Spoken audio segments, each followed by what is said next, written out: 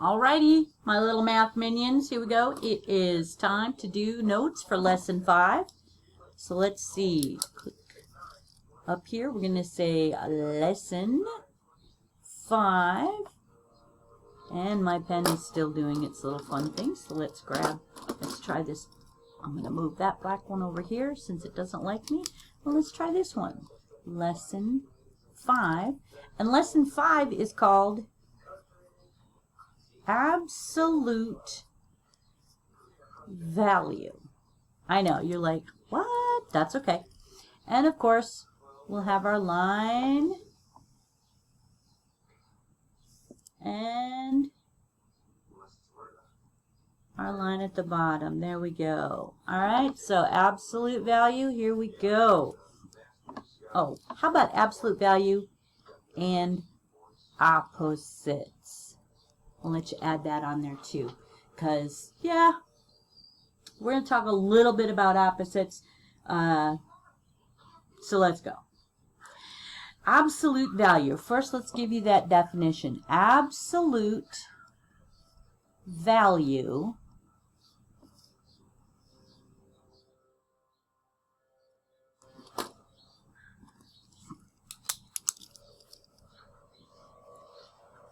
is the number. Well, you know what?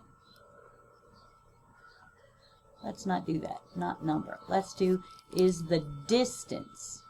Okay, sorry, make you erase.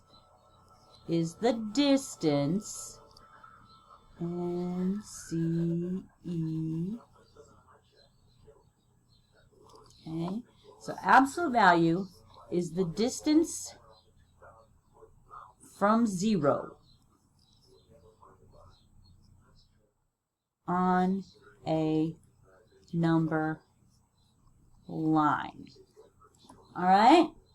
Absolute value is the distance from 0 on a number line. So I'm going to draw a number line. Boop, boop, and then I'm going to stick my 0 here. Here's 5. And there's 10. Negative 5. I didn't do it equally, but that's all right. So, if I have a point at negative 4, and I'm going to put a point at 10, okay? So let's look at 10 first. I'm going to tell you 2 things about absolute value before we determine what the absolute value is. First, absolute value is always positive. Always. Always. Always. Always.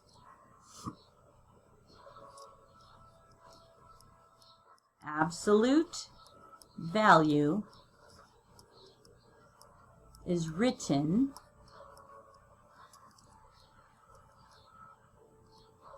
using 2 lines, like this. This, the number there, and that. So the absolute value of x for that example right there. Okay? The absolute value of x. So let's look at this. I've got 10. So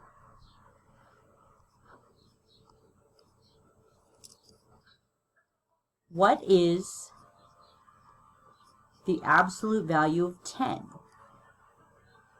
So in other words, how many jumps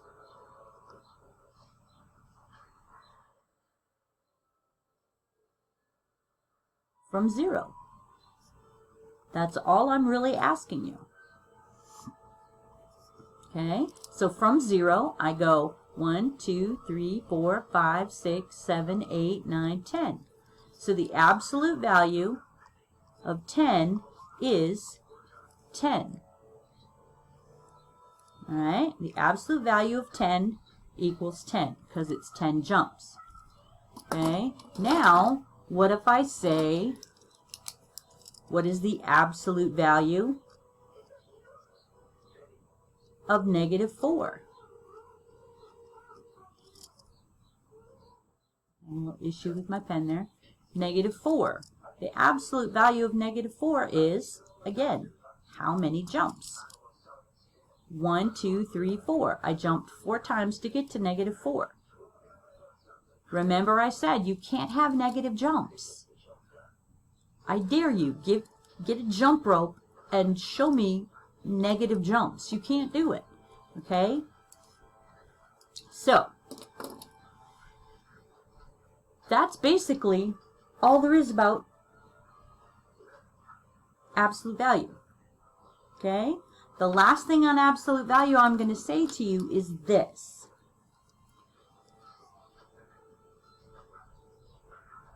Two numbers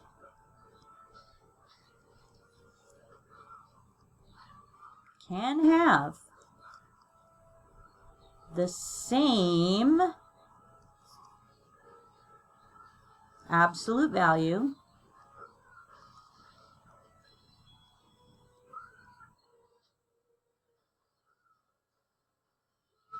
because, hello, I'm going to tell you why. Two numbers can have the same absolute value because opposites are the same distance. Are the same distance from 0. Okay? So when we're looking at that, here we've got the absolute value of -5. How many jumps is that? 1, 2, 3, 4, 5. So the absolute value of -5 is 5. And the absolute value of 5, 1, 2, 3, 4, 5, is also 5. So they have the same absolute value. They are both the same distance from 0. That's really all absolute value is. Okay? It's not something that's really difficult, so don't try to make things harder than they are. Okay? How would we use absolute value? You use it all the time. Okay? You will find it in so many different places in the real world. So, absolute value and real numbers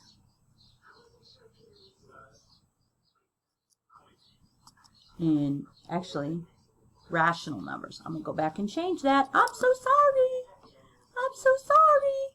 Rational numbers.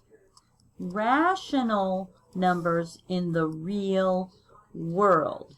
Okay, remember rational numbers we talked about in lesson 1.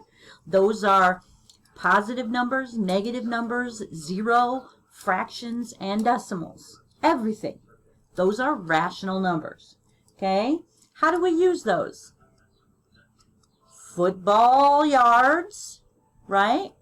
We add yards, we subtract yards. We have, they gained 2 yards, they lost 3 yards. Those are positive and negative numbers. Okay? In case any of you weird people are golfers, we have golf scores, right? We have above par and below par. And then at par would be 0. Okay? We've already said sea level. And we know that temperatures can also be positive and negative. And some of you are going to find out, or already have, that even your bank account can have positive and negative numbers. And it's never fun when your bank account has a negative number. That is never fun. Never, ever, ever. All right? I also want to point out that you can use absolute value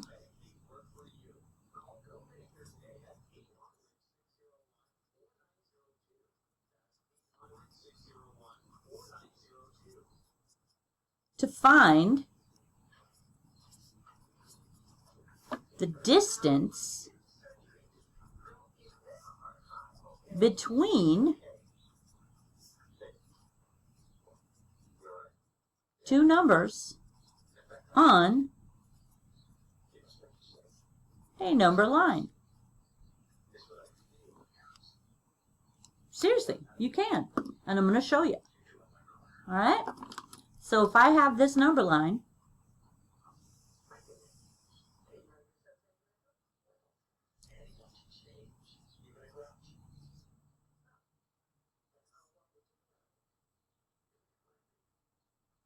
okay, I've got this. There's my 0. So let's say I've got a dot at -3, and I've got another one at 4. Okay. The absolute value of -3 equals 3, right? 1, 2, 3. And the absolute value of 4 is 4. 3 plus 4 is 7.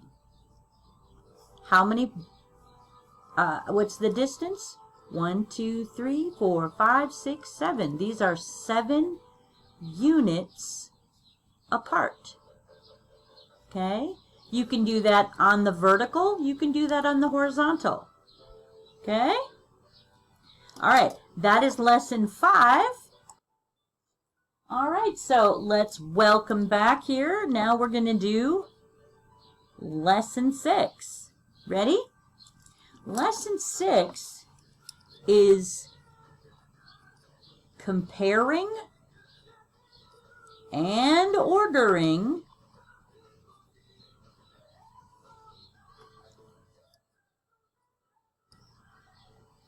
integers and rational numbers. Big long title for something that's super duper easy. In other words, putting things on a number line to see what is bigger and smaller. That's really all this is about. Okay, so I'm going to draw my line here. Whoop, got my Cornell happening. Leave room for a summary or things to remember. And so here we go. Let's first start with reading the number line. All right, reading the number line. This is just kind of a little review for you because you should already know this information. So when you're reading the number line, there it is. I'm looking all over for my little black pen here. So remember that when we're reading our number line, this is less than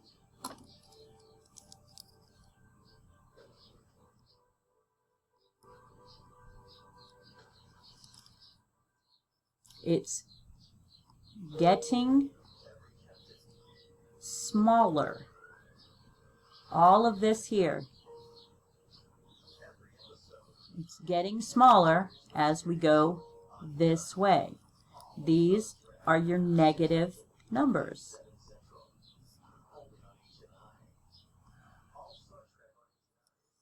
And therefore, the opposite is true. This side is greater than. Yep. Because this is less than, this is greater than. So if this is getting smaller, then this is getting bigger as we go this direction. All right. All of these are your positive numbers. Okay, you knew this already because I've already told you this in lesson 1 and 2, so no big. So now what I'm going to have you do is place these numbers, whoops, which are integers. I'm going to put integers right here. Place these integers, or place these numbers on the number line. Okay, and now I'm going to have you draw another number line so that we have a specific one for this problem. So we're going to go, here's my number line.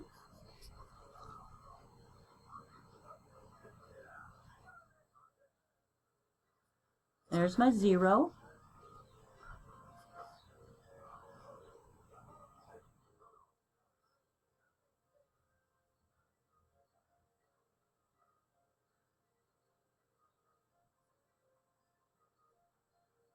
All right.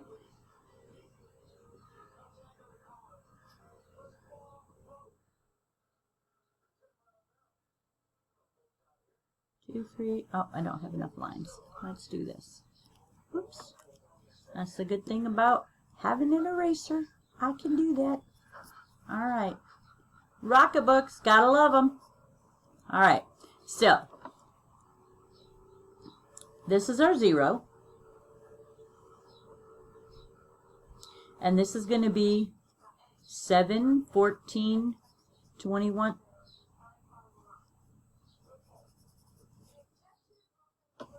That is what they're going to be, but I didn't want you to know that.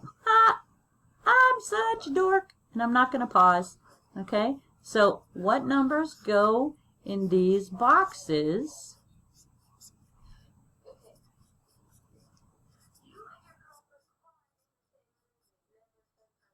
All right? And so the numbers I want you to put in there are, I've already given you some ideas, right? We want 7, -7, 14, 28, -28, -14, and -21. So let's see, where would those go? Well, -7 has to go to the left, and it's the biggest of our negative numbers here. There's nothing closer to 0, so that would go here, -7. All right, now this is 14, and I have some bigger ones there. Well, if this is -7, then this must be +7, right? So I haven't given you that one, but we know that that's 7. This one must be 14. So we've got that. We've got that 28. Well, if we're going by 7s, this would be +21, and this would be +28. Oh, -28. Well, that's going to have to be way down here. -28. And then -14 goes here, and -21 goes here. Now, I want you to remember, remember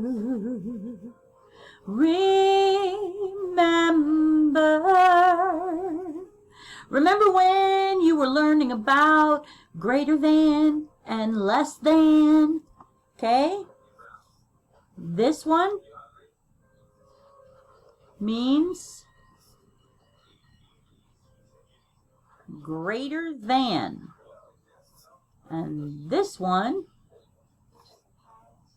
means less than. All right? So, if I put these numbers on here, how about if I do this? I've got 14, and I'll put a circle so you can put your symbol in there, and -7. Then I've got -14 and a circle, and -28. Let's try -21 compared to +28, and then -14 compared to +14. So, what are we going to put in here? 14 and negative 7. Well, 14 is this way, and it says it's getting bigger, right? Negative 7 is getting smaller.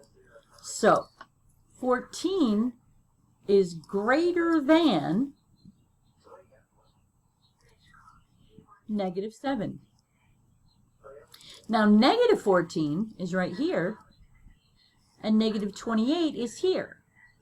We're getting smaller going this way, so that means negative 14 is greater than negative 28. And I know you don't want it to be that way. Your brain wants to make 28 bigger because it's a bigger number, but only when it's positive. When it's negative, it is smaller because it's farther away from 0. Okay?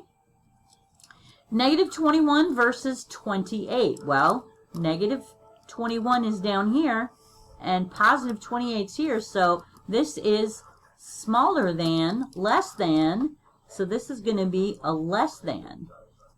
And then negative 14 and positive 14, well, we already know that. Even though they're opposites, they're equal distance away. Negative 14 is definitely smaller than positive 14. Okay? Now that we've covered where everything is on a number line, which is smaller and which is bigger, now the last thing we're going to do is I'm going to have you draw a number line with a lot of boxes on it, and you're going to have to fill in the missing decimals and fractions both, because you can put both of those things on a number line. Now I'm going to pull this down a little bit because you're going to put decimals up top and fractions down bottom. So I'm going to do this. Drop it down like this. Okay, now I am going to start my 0 here. I know, weird, right? I haven't done that in a long time. That's okay. We're only going to put positive numbers on this one for right now. Just know that negative numbers can go as well. Negative fractions, negative decimals. But I just want you to understand decimals and fractions are, kind of equal. As in, not kind of, they are. All right, so 1, 2, 3, 4, 5, 6, 7, 8, 9, 10 boxes. So, can I do it this way? 1, 2, 3, 4, 5, 6, 7, 8, 9, and 10 boxes. So I'm going to have a box up here and a box down here, above and below, above and below. For each one, there's going to be an above and a below.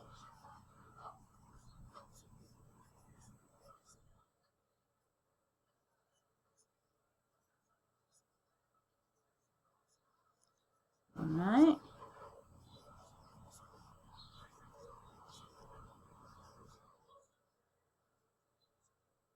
And this right here is 1.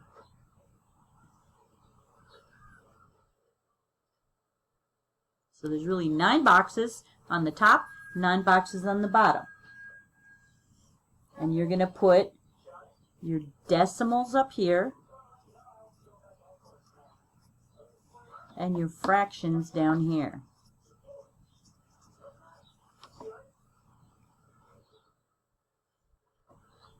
And then I'm going to stick this right here because I want something there as well. Because there's going to be a special question for that one. So, first let's fill these in. If we have from 0 to 1, 1, 2, 3, 4, 5, 6, 7, 8, 9, and then 1 is the 10th, that means we've broken it up into 10 pieces. 10 tens is one whole, right? So this would be 1.0 in a decimal and 10/10 in a fraction. So, what am I going to put in each of these boxes?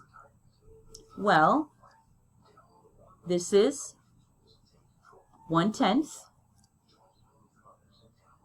2/10, 3/10, 4/10, 5/10, 6/10, 7/10, 8/10, 9/10, and then we've got 10/10 here. So those are the fractions. What do we do with the decimals? Well, remember our place value. We've got 1.0 here. If you take away 1/10, you've got 0.9, because that's 9/10, which is the same as the fraction 9/10. This would be 8/10, 7/10, 6/10, 5/10, 4/10, 3/10, 2/10, and 1/10. So we've written all of them as decimals and fractions. You can see the same thing. 1/10, 1/10, 2/10, 2/10, and so on. Now this one right here, I want to ask you, which decimal is equivalent to, oops, let me get rid of the 2 because I just ran into the 10. I don't want to do that. To 1/4, okay? Because that's going to be 1/4. If 1/4 is right here, what would my decimal be up here? It's got to be between 2/10 and 3/10, right? 2/10 and 3/10. What's halfway between 2/10 and 3/10? 2.5/10, right? Which you're going, wait a minute, you can have a fraction and a fraction. No, but we can change it because we're looking for a decimal. What's a half but 5? So 0.25. It's a quarter. See, remember, we talk about money. 4 quarters in $1. It's why we call it a quarter. That's why that coin is called a quarter. Okay, so I know normally we leave this bottom part, but I want you, this is like things to remember. All right? I want you to remember when ordering fractions and decimals, if you've got them all mixed up, you need to either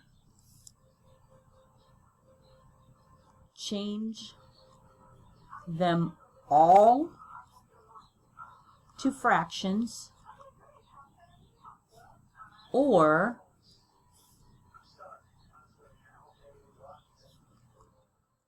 change them all to decimals. Okay?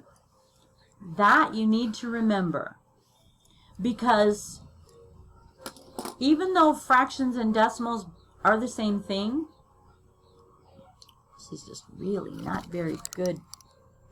Look at that. Oh my gosh. I should have done that sooner. Now it's in focus. La la la. So I know that you're going to pause it and you're going to like go back and write over everything down that you couldn't read. So I'm going to pull it up here. Look, there's that. Comparing and ordering integers. And then down here. Okay. So if you get a group of fractions and decimals all mixed together and they want you to put them in order from smallest to biggest or biggest to smallest, it's going to be the best course of action is to change them all to fractions if you like to work with fractions, or change them all to decimals if you like to work with decimals. Either way, you're going to be able to get it done correctly. All right? So that is lessons 5 and 6. I know this was a long video, but hey, we're moving on, and I'll see you soon.